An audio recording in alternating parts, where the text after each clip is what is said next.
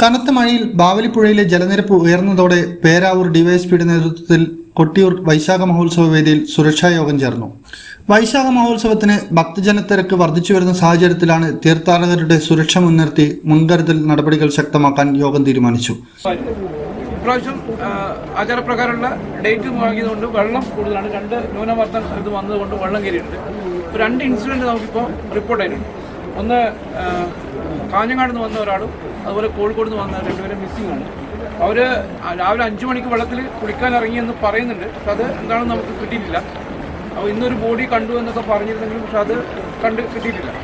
അപ്പോൾ ഈ വെള്ളത്തിൻ്റെ ഒരു പ്രധാന പ്രശ്നം എന്ന് പറയുന്നത് നമ്മൾ സാധാരണ ആചാരപ്രകാരം വെള്ളത്തിൽ ഇറങ്ങിയിട്ടാണ് കയറി വരുന്നത്. അപ്പോൾ ആ ഭാഗത്ത് നിർബന്ധമായിട്ട് നമുക്കൊരു റെസ്ട്രിക്ഷൻ കൊണ്ടുവരണം അതിൻ്റെ നിന്നുള്ളത്. അപ്പോൾ ഇനിയും 2 ദിവസം റെഡ് അലർട്ട് വരാൻ സാധ്യതകളാണ്. അപ്പോൾ ആ ഒരു ഭാഗത്ത് ഒരു ബാരിക്കേഡ് വെച്ചുകൊണ്ട് ആൾക്കാർ എങ്ങനെയാലും നമ്മൾ എത്ര തടഞ്ഞു കഴിഞ്ഞാലും ചിലപ്പോൾ വെള്ളത്തിലേക്ക് ഇറങ്ങിപ്പോകാൻ സാധ്യതയുണ്ട്. അവിടെ ബാരിക്കേഡ് വെച്ച് തന്നെ തടയാനും അതുപോലെ ക്രോസ് ചെയ്തിട്ടൊരു കയറിട്ടിട്ട് അവിടെ ഒന്ന് തടയാനും വേണ്ടിയിട്ട് പറയും. 2 പേരെ ബാവലിപ്പുഴയിൽ കാണാതായതിന്റെ സാഹചര്യത്തിലാണ് മുൻകരുതൽ. ഭക്തജനങ്ങൾ പുഴയിൽ കുളിക്കുന്നുണ്ടെങ്കിൽ പോലീസ് കെട്ടിയ അതിരുകളിൽ നിന്ന് മാത്രം കുളിക്കേണ്ടതാണെന്നും യാതൊരു കാരണവശാലും പുഴ മുറിച്ചു കടക്കാൻ ശ്രമിക്കരുതെന്നും പോലീസ് മുന്നറിയിപ്പ് നൽകി. ഇന്ന് ഇളനീർ വെപ്പ് ദിവസം ഇളനീർ കാവുകളുമായി വരുന്ന ഭക്തർ പരമ്പരാഗത വഴി ഒഴിവാക്കി പാലം വഴി അക്കരെ സന്നിധിയിൽ പ്രവേശിക്കണമെന്നും സുരക്ഷാ യോഗത്തിന് ശേഷം പോലീസ് മുന്നറിയിപ്പ് നൽകി. അതുപോലെ തന്നെ സംസ്ഥാനത്തിന്റെ വിവിധ ഭാഗങ്ങളിൽ നിന്നെത്തുന്ന തീർത്ഥാടകർ പരമാവധി അവധി ദിവസങ്ങൾ ഒഴിവാക്കി മറ്റു ദിവസങ്ങളിൽ ക്ഷേത്രത്തിലെത്താൻ ശ്രമിക്കണമെന്നും ഡിവൈഎസ്പിയും ദേവസ്വം എക്സിക്യൂട്ടീവ് ഓഫീസറും അറിയിച്ചു.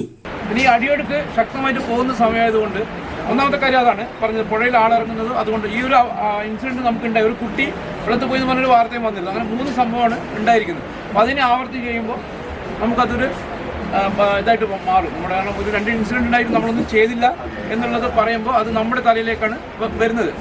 അത് ഒന്ന് ഇത് ചെയ്യാനുള്ളത്. രണ്ടാമത്തത് ഞാൻ പറഞ്ഞത് പാലത്തിൻ്റെ അടിയൊഴുക്ക് കൂടുതലുള്ളതുകൊണ്ട് ഇതിൻ്റെ ബലക്ഷയം സംഭവിക്കാം. കാരണം കുത്തിയൊഴുക്ക് വരികയാണ്. അപ്പോൾ പാലത്തിൻ്റെ മുകളിൽ ആൾക്കാർ കൂടുതൽ നിൽക്കുന്ന സമയത്ത് പാലം ഒഴുകി പോവുകയാണെങ്കിൽ നമുക്കതൊരു പ്രശ്നം. ഇപ്പം 4 പാലമുണ്ട്.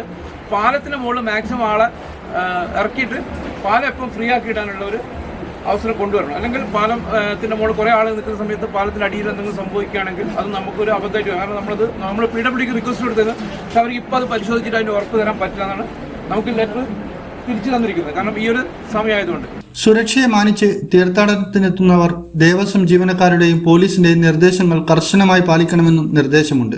Peravoor DYSP NP Azad, Kottiyoor Devaswom chairman Thittayil Narayanan Nair, ട്രസ്റ്റിമാരായ KC Subramanian Nair, N Prashanth, Kelakam SHO Ithihas Thaha, Kottiyoor ഗ്രാമപഞ്ചായത്ത് president Roy Nambudakkam, executive officer K Gokul, manager Narayanan, KSRTC excise വകുപ്പ്, ഫയർഫോഴ്സ് ഉദ്യോഗസ്ഥരും പാർക്കിംഗ് ഏറ്റെടുത്ത കരാറുകാരും യോഗത്തിൽ പങ്കെടുത്തു.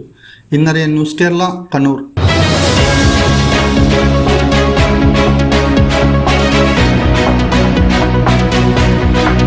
ബ്രാൻഡഡ് പ്രൊഡക്റ്റുകൾ ഇനി ബഡ്ജറ്റിൽ ഒതുക്കാം.